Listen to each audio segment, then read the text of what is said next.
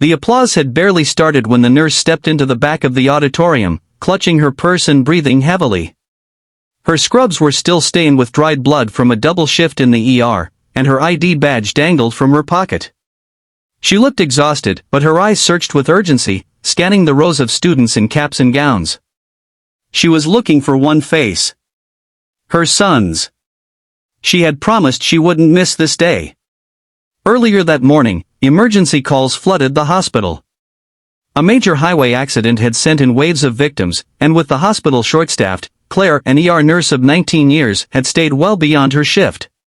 She stitched, calmed, resuscitated, and even whispered prayers over one patient who didn't make it. Her body screamed for rest, but the thought of her son, Evan, walking the stage alone pushed her forward. She changed into clean scrubs, wiped her face in the mirror, and sped across town, skipping red lights she shouldn't have. By the time she arrived, the ceremony had begun. The guards at the entrance looked her up and down. One of them frowned. "Ma'am, this is a formal event. We can't let you in dress like that." "I'm his mother," Claire said, her voice shaky. "Please. I just got off a shift, I'm a nurse. I promised him I'd be here." "Regulations," the other guard replied flatly. "We have a dress code for guests. You'll have to wait outside." She felt like someone had punched her in the chest. Evan had struggled his whole life. He'd worked through tears, migraines, and 2 jobs to finish high school with honors. She hadn't always been around, because saving lives sometimes meant missing dinner or a school play. But this moment, this was supposed to be different. "I've saved lives today," she whispered, more to herself than to them. "All I want is to see my son get his diploma." The guards were unmoved. One of them placed a hand on her shoulder and began escorting her back toward the parking lot. What they didn't notice, however, was the group of men sitting in the third row, 10 broad-shouldered figures in press suits, eyes sharp, hands folded. As one, they stood. The room grew silent. These weren't ordinary guests.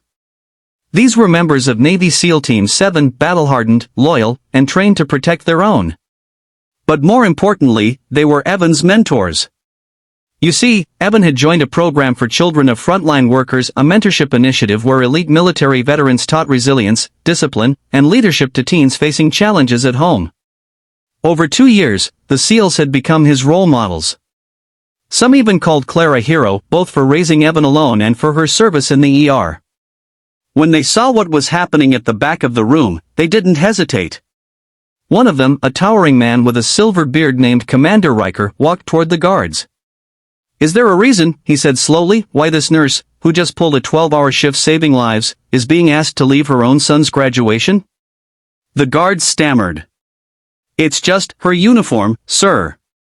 It doesn't meet the—" "She's wearing a uniform," Riker interrupted, "because she's a soldier of a different kind. A battlefield no one sees." Another SEAL stepped forward. "If she leaves, we leave." Heads turned. The principal, noticing the commotion, rushed over. "Is there a problem?" he asked. Claire was trembling now, on the verge of tears. She shook her head, ready to walk away to avoid further attention. But Evan saw her from the stage. He stood up, right in the middle of the ceremony. The microphone was live, the cameras rolling. Everyone watched as the tall, slender young man with proud brown eyes pointed toward the back. "That's my mother," he said. "She worked all night saving people.